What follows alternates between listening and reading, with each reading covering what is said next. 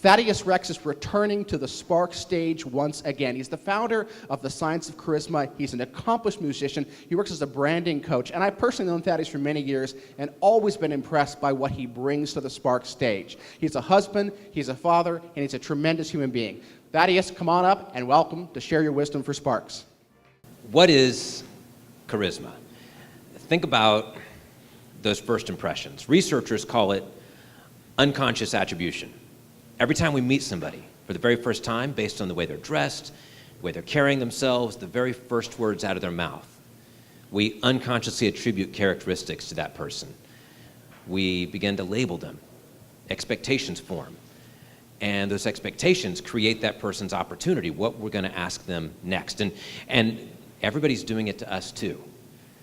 And you've probably seen it when you begin to explain yourself and somebody, what do you do? And you start to talk about who you are and what you do, and you can see them and they're like, wow, really? Really? Tell me more. And they begin to ask questions. Or they, and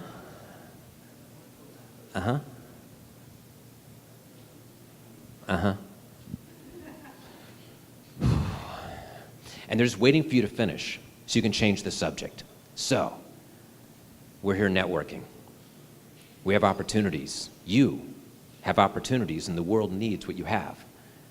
And if we're going to share that opportunity, it's very important that we be very careful to proactively manage those expectations, the unconscious attribution that we're creating. And these expectations, a lot of it can be created with body language, and body language can create an effect, an expectation.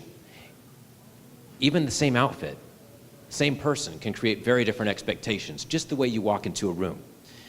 And that label, you begin to be labeled. And what is a label? How does a label work? I know you know this label. You've seen it before. Now, as you look at this label, as you reach out, can you feel the coolness of the glass? Can you hear it as we pop the cap? Can you smell it fizzing into the air? Can you taste it as you tip that bottle toward your lips?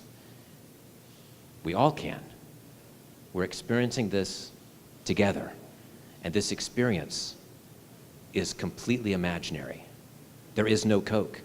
There's not even a bottle. It's just a picture on the wall. But that label is so powerful. That label triggers all these expectations, and we all know exactly what's going to happen when we open it up. Now, I want you to watch what happens when we change this label ever so slightly. Same bottle, same stuff. We're just going to change the label and watch what happens to our expectations. Who wants a nice, cool bottle of medicine? And what is the label you're creating? When you walk into a room, when you introduce yourself, notice when we changed the label, the only thing we changed was the words.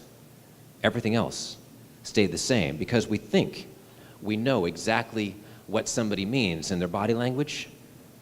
But when the words change, the entire label can change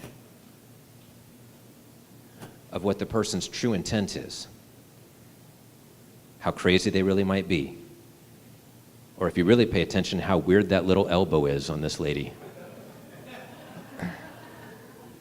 Oh, trust me, you'll be thinking about that for weeks. And so for yourself, what are the expectations you want to create? When you walk into a room, when you choose the words you're going to use to introduce yourself, because we will wait until we hear those first few words.